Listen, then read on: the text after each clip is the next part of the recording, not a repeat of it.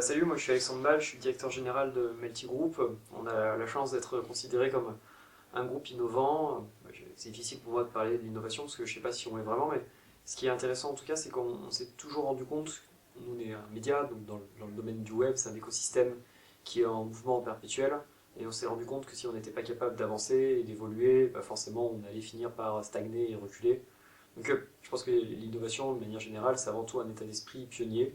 Il faut essayer d'expliquer aux équipes en permanence qu'il ne faut pas s'endormir sur ses lauriers, qu'il ne faut pas considérer ce qu'on a déjà réussi comme un acquis, mais au contraire comme un tremplin pour pouvoir créer des choses en plus.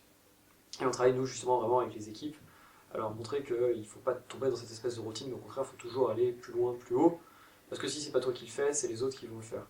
Au début, on n'était pas leader, donc forcément, on apprenait, donc c'était assez facile d'innover d'une certaine manière, parce qu'il suffisait de reprendre d'une certaine manière ce que les autres faisaient et de le faire un peu mieux, et c'était perçu comme de l'innovation. Mais quand on est leader, ce qui est notre cas maintenant depuis bien une bonne année, c'est un peu le plus compliqué parce que du coup on est les premiers, donc on est vraiment le fer de lance, donc on essuie les pots cassés, et on est obligé vraiment de se creuser la tête en se disant voilà où va aller l'écosystème et voilà où on veut aller nous-mêmes. Je pense que pour innover, il faut une structure d'entreprise qui soit adaptée et compatible.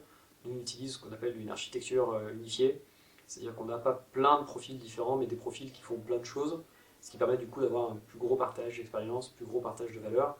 Et je pense que pour innover, il faut avant tout être à l'écoute et être capable de partager, d'échanger.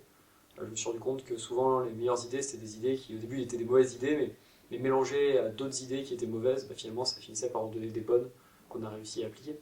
Mais je pense que c'est avant tout une remise en cause perpétuelle et travailler sur cette logique de dire il faut être capable d'apprendre à apprendre. J'ai fait une école d'informatique qui s'appelle Epitech, on nous a appris tout le temps à apprendre, et comme tout évolue, si on arrête d'apprendre, forcément je pense qu'on finit par plus être au niveau. Voilà. Et puis un truc qu'on a qui est une chance, c'est que Internet c'est un nouveau business.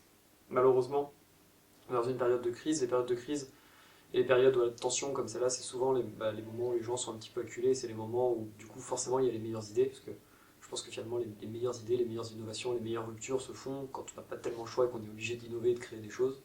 Les périodes de confort sont paradoxalement, à mon avis, moins propices justement à la créativité et à l'innovation, parce qu'on a moins besoin fondamentalement de le faire et d'évoluer.